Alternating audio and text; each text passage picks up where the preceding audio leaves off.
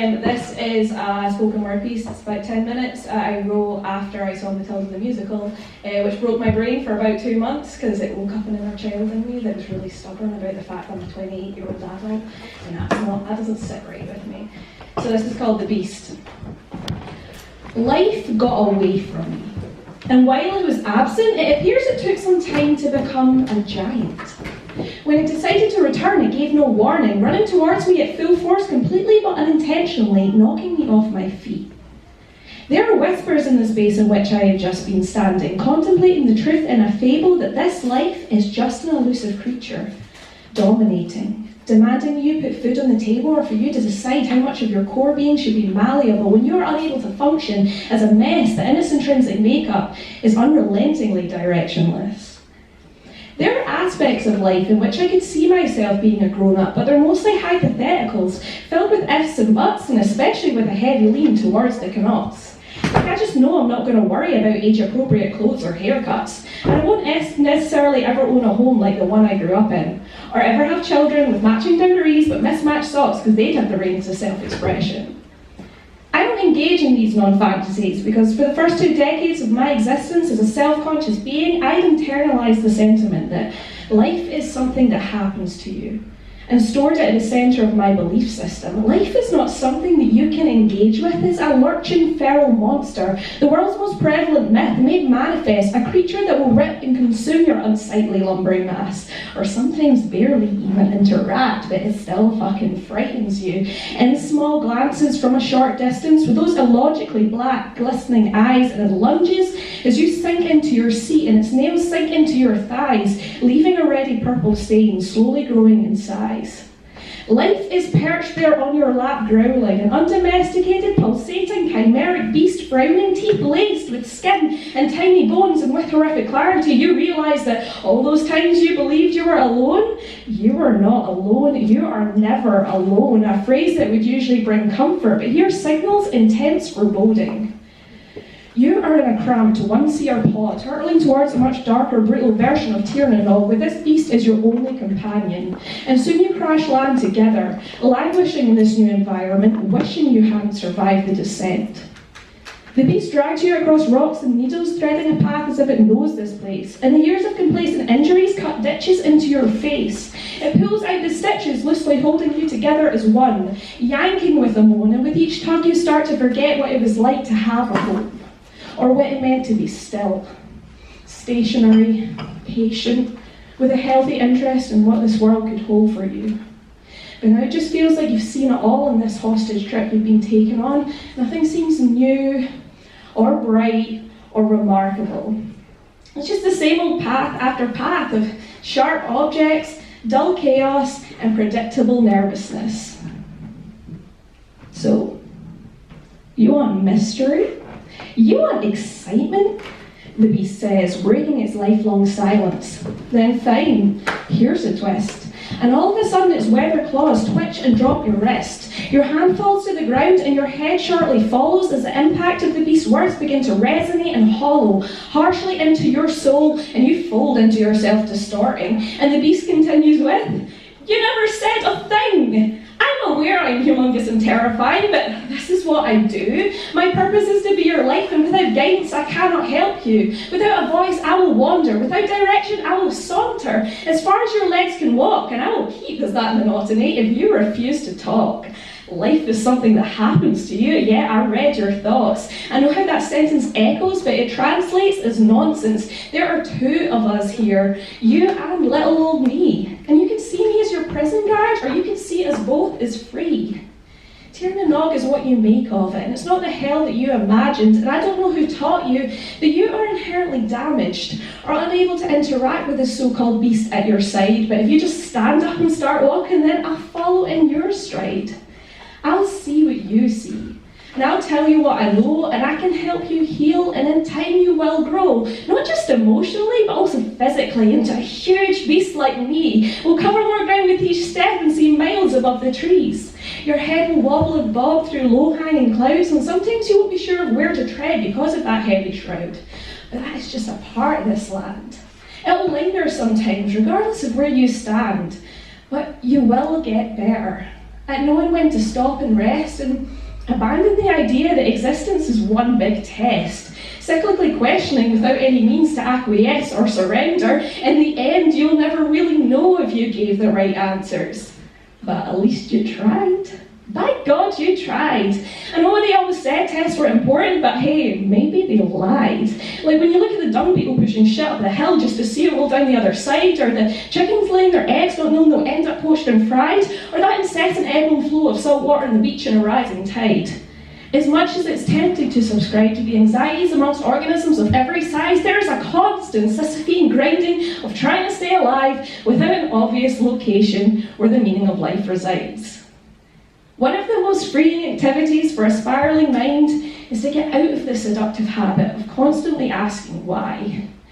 You've been saying it for years, but never out loud, in your fear that life might suddenly disappear at the very instance of being asked why I am here, or who I am to you, or if I'm all in your mind, or if I were to die, would it also be your last corporeal sigh before you winked out of reality in the blink of an eye?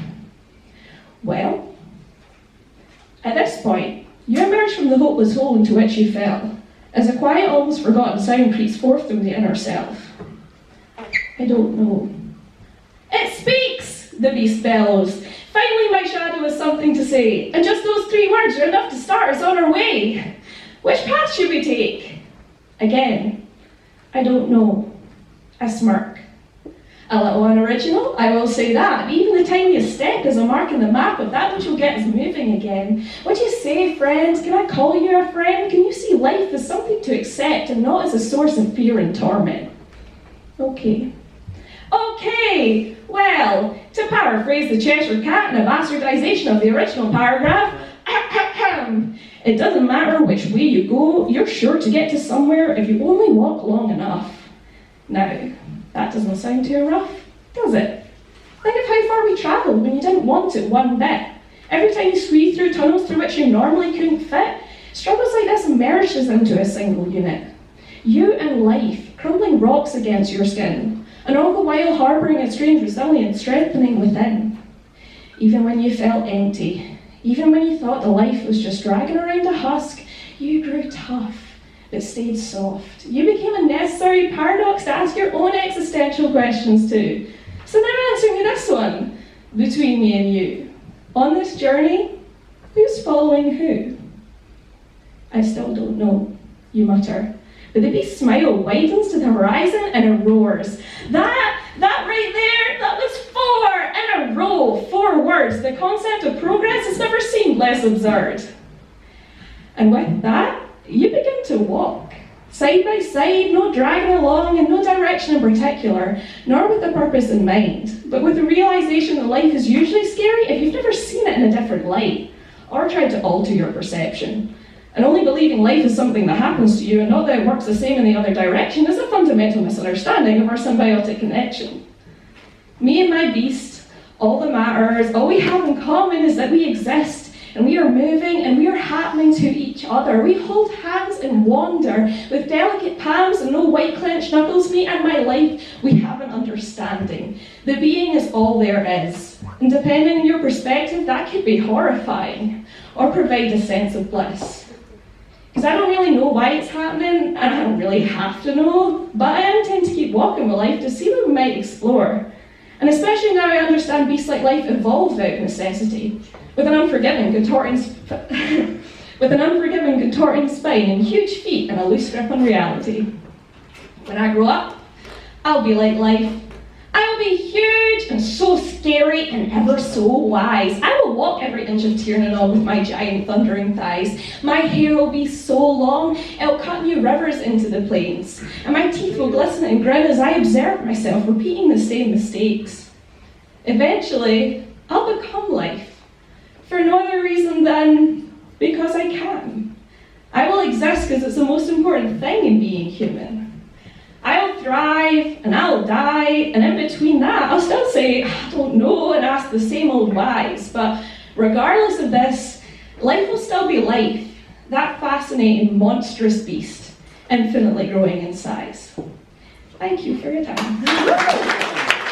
This is the first one that I wrote, which was last year, and it's about the combination of having anxiety and then feeling like you're too much because you can feel it all going on inside yourself and you don't know how much is getting out, so you're trying to self-censor a little bit as well. It's called No Worries.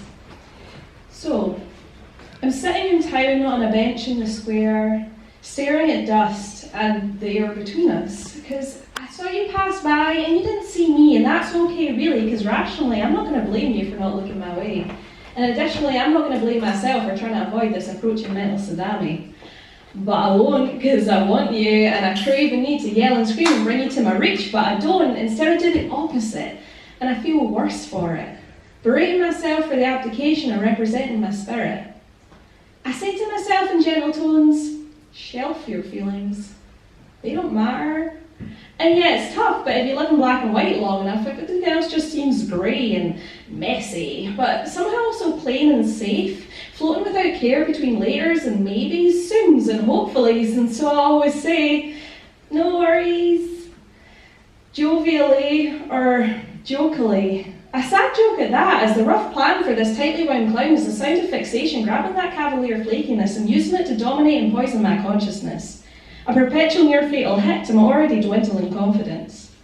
And I'm so painfully aware of this, so I slow it down, I study the words, I make it cleaner and clearer and easier to digest. I try my best, yeah, I will always try my best, but there's only so much you can think, do and say in such carefully constructed ways before you even start the mission of convincing a symptom to just stop being a symptom. To stop anxiety from vomiting all over me till I can't even see, my vision obscured to a pinpoint, but at least there's that pinpoint. Be grateful for that small and certain target, something to aim for and something to focus on. And hey, even if I'm wrong, I'm sure I'll applaud these noble efforts when my contorted spine hurts from hunching over this lot. I'm sure I'll applaud these noble efforts when no, I've lost it. Let me track back.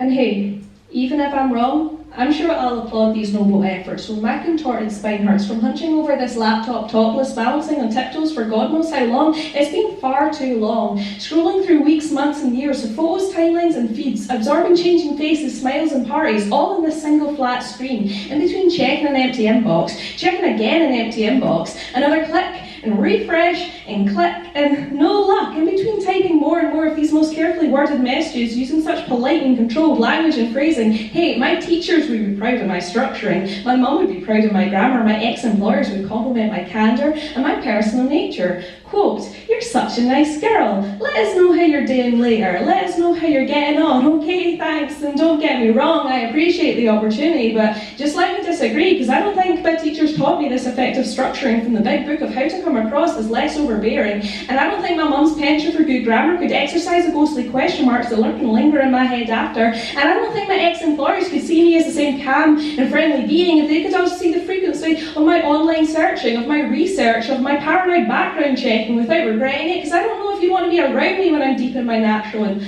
unfiltered rambling.